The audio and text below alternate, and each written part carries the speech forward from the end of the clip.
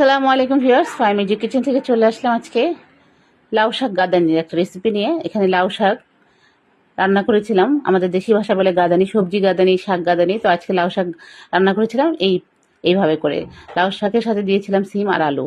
লাউ শাকটা ভালো মতো বেছে ধুয়ে পরিষ্কার করে নিয়ে তারপরে একটা প্যান বসিয়ে দিয়েছি চুলায়, সেখানে দিয়ে দিয়েছি একটু পানি, তারপরে হলুদের গুঁড়া, কাঁচামরিচ, রসুন কুচি, পেঁয়াজ কুচি দিয়ে লবণ দিয়ে তারপরে শাকটা দিয়ে দিয়েছি এবং সবজিগুলো দিয়ে দিয়েছি। দিয়ে এটা ঢেকে বেশ সিদ্ধ না হওয়া পর্যন্ত রান্না করেছি। সিদ্ধ হওয়ার পর এটা ডাল ঘুটনি দিয়ে একদম ভেঙে চুরে দিয়েছি। এটা এই জন্য এটাকে বলে গাদানি, যেহেতু ডাল ঘুটনি দিয়ে এটা ভেঙে চুরে রান্না করা হয় সেজন্য। খেতে কিন্তু দারুণ মজা লাগে, একটা নিরামিষের মতো। এরপরে এটা উঠিয়ে রেখে বাগার দিয়েছি। বাগারে রসুন কুচি, পেঁয়াজ কুচি, দুটা শুকনো মরিচ দিয়েছি একটু স্মেলের জন্য, যাতে সুন্দর একটা ঘ্রাণ হয় শাকে। তারপর এটা লাল লাল করে ভেজে নিয়ে শাকটা দিয়ে দিলাম। তো হয়ে গেল আমার মজার লাউ শাক গাদানি।